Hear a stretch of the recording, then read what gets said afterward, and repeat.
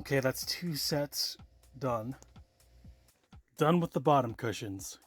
Now that we have the second set of bottom cushions, we have the proper depth to go ahead and measure for this space here, and that's going to end up being the third set of cushions. Okay, all the pieces are in place now.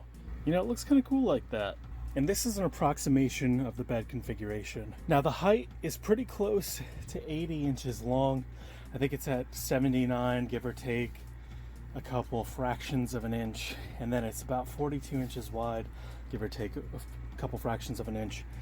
These backs here, I'm thinking will have Velcro on them so that they can stay on the panels and will stay up even when the bed is made.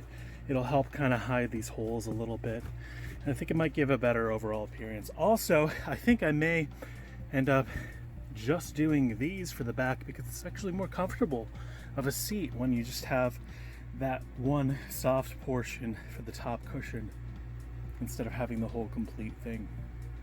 And then maybe get these upholstered separately. Really, I don't want to stress my grandma out too much, but I think it'd be good to have them. If this was upholstered, I obviously wouldn't be wearing my shoes, but it's actually pretty comfortable. You know, I could sleep here. Yeah, I'm really liking the way this feels. You know, there's plenty of like lower back support, but then this curves up to meet the spine. I think this is better for long distance sitting. It just feels much more comfortable. Howdy. Right now I'm putting in these wood blocks here. 1 to help with thermal bridging, and 2 to help support the ceiling tiles like these when I go ahead and go in this way. So blocks on both sides. I'm taking off some panels here because this closet light isn't 100% sufficient.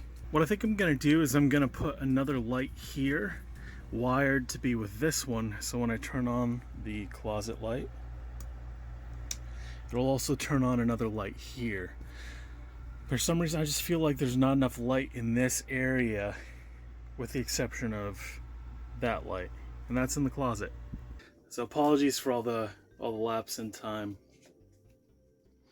I'm cannibalizing one of the kitchenette lights to go ahead and put in the hall right about there or so. I had to rewire the closet turn on light because I figure it would be better to go ahead and have both of the lights on that switch. Basically it'll be like turning on the foyer light, or foyer. Good morning, just finishing up the ceiling panels that go where the vent area is, the entryway, and then there's going to be an additional light there.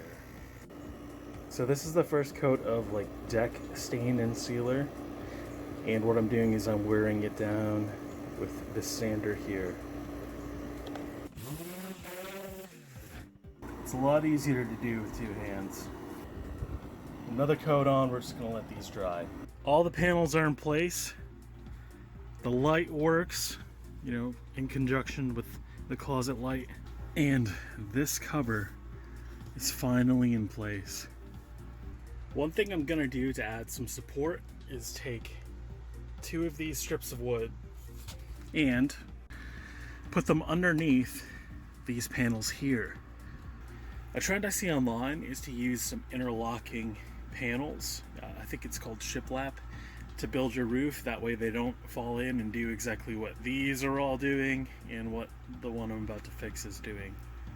But I wanted to keep as much height as possible because right now I'm 6'1". I'm hitting the ceiling when I'm wearing my shoes, but without the shoes I'm about here or so, and I can walk perfectly fine on this short bus.